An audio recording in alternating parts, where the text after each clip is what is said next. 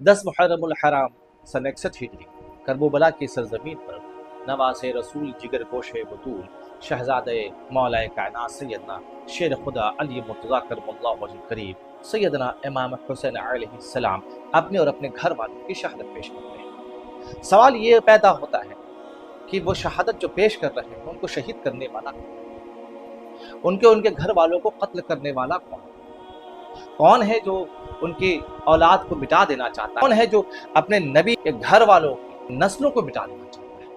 कौन है जो अहले बैत अतहार की फजीलत को नहीं जानता है? कौन है जो अल्लाह के रसूल को ईज़ा देना चाहता है?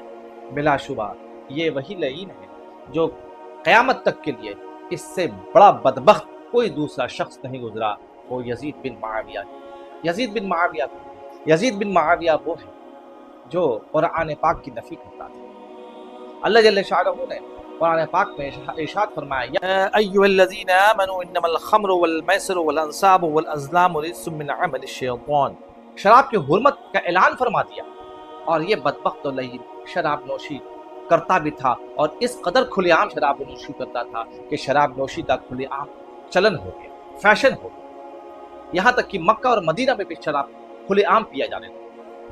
अल्लाह जल्ल शाअनुहु ने कुरान में इरशाद फरमाया, वला तक़रबुज़ ज़िना इन्नहु कान फ़ाहिशा व सआ सबीला।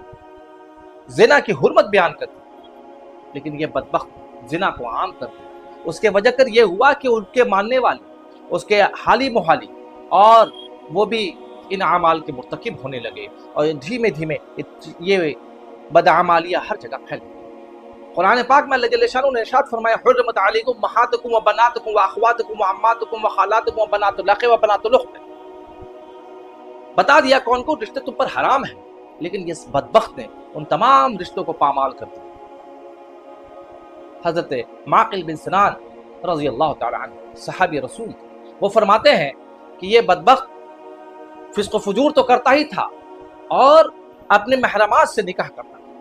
इमाम मसूदी ये फरमाते हैं कि जिस वक्त इसका दार दौरा था तो इसके आस पास में भी इसकी फिस्क़ व फुजूर के वजह कर इसके हाली मुहाली को अपनाया, और वो धीमे धीमे यहाँ तक ये हुआ कि मक्का और मदीने में भी नाच रंग की महफिलें सजने लगी, खुलेआम शराब पिया जाने लगा, महरमात से लोग निकाह करने लगे, बदकारी करने लगे। सरकार दो आलम सल्लल्लाहु अलैहि वसल्लम ने इस्लाम को जिस शक्ल में उम्मत को अता किया था, यह बदबख्त उस पूरे तारोपोत को बिखेर रहा था। ये लईन ऐसा लईन था कि जिसने बैठते ही पहले साल नवासे रसूल जिगर गोशे बतू सैयदना इमाम हुसैन अलैहिस्सलाम को शहीद कर डाला, और दूसरे साल उसने मस्जिद नबी को ताख्त ताराज किया, और ऐसा जुल्म किया कि मुस्लिम उक़बा को सिपाह सालार बनाकर मदीना भेजा और कहा कि 3 दिन तुम पर मदीना हलाल है, मतलब ये कि तुम जो चाहो वो करो।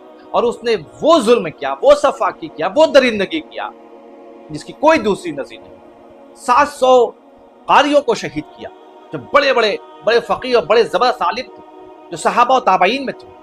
उसके अलावा 1700 सहाबा किराम और ताबईन को शहीद किया, और तकरीबन 10,000 अहालियाने मदीना को शहीद किया। और जिस वक्त वो वहां से लौटा उस वक्त तकरीबन 1000 सहाबा और ताबईन के बेटियां, नवासियां, पोतियां उस बदबख्त के जुल्म के नतीजे में हमला हुआ। उसका जुल्म ऐसा शदीद है, ऐसा अंदोहनाक है कि जिससे तारीख भी लरसती है।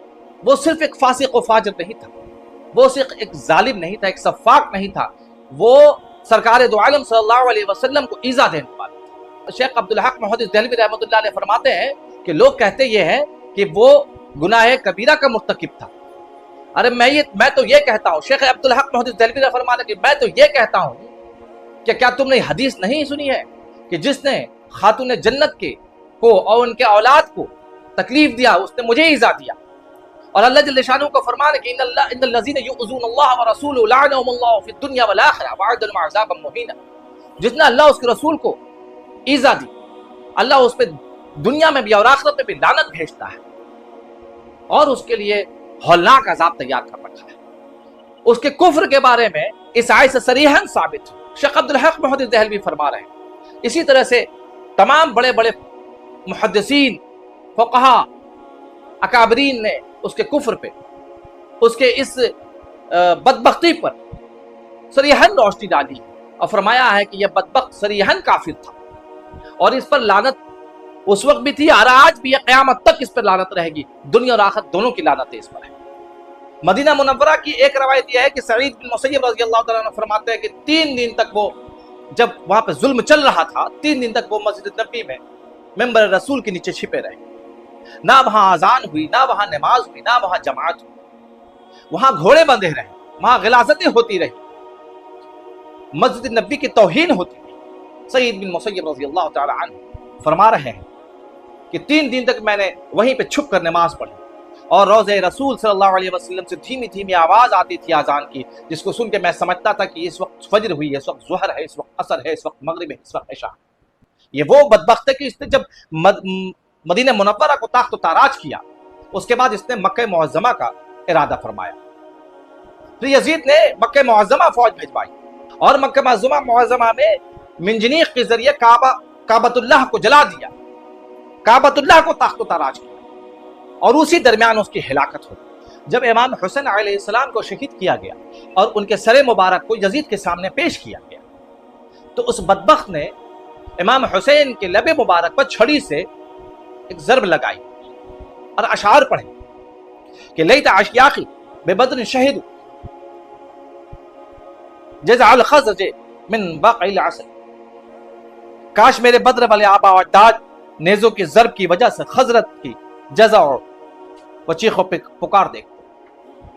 ان اشعار کو اس نے کہا اور ان آبا و اجداد کو یاد کیا جو کھلے کافر تھے، اور اسی شعر میں آگے وہ ملائکہ کا بھی کی نفی کر رہا ہے، وہ وحیوں کی بھی نفی کر رہا ہے۔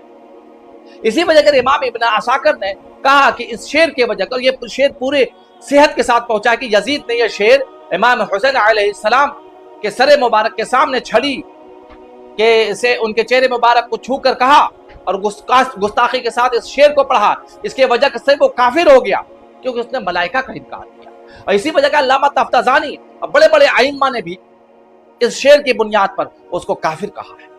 تو یہ ایسا گستاخ ہے کہ صرف اس نے ظلم ہی نہیں کیا، اس نے فسق و فجور ہی نہیں کیا، بلکہ اس نے اپنے وہ اجداد جو کفار تھے، جو رسول اکرم صلی اللہ علیہ وسلم کے مد مقابل تھے، پہلی جنگ غزوہ بدر میں جو لوگ جہنم رسید ہوئے، ان کو وہ کہہ رہا ہے شعر میں کہ دیکھو میں نے تمہارا بدلہ لیا۔ یہ ایسا بدبخت لعین شخص تاریخ اسلام میں، اس کائنات میں کوئی دوسرا نہیں۔ 3 سال وہ حیات رہا۔ پہلے سال اس نے سیدنا امام حسین علیہ السلام کو شہید کیا، دوسرے سال اس نے ذی الحجہ کے مہینے میں مدینہ منورہ کو تاخت و تاراج کیا، اور تیسرے سال اس نے مکہ معظمہ کو تاخت و تاراج کیا۔ ایسا ذلیل، ایسا بدبخت، ایسا لعین شخص تاریخ اسلام میں، پوری تاریخ میں کوئی دوسرا نہیں ہے جو اپنے نبی کے نواسے کو شہید کر رہا ہو، جو اپنے نبی کے بیٹوں کو شہید کر رہا ہو، جو اپنے نبی کو تکلیف دینے والا پڑتا ہو اور کلمہ ان کا پڑھتا ہو، لا الہ الا اللہ محمد رسول اللہ ان کے نام پر پڑھتا ہو اور ان کے نام پر خلافت کا دعویدار ہو۔ ایسا لعین شخص، اللہ اس کے خصائص اور اس کے تمام تر شر سے ہم تمام لوگوں کو اپنی پناہ میں رکھے۔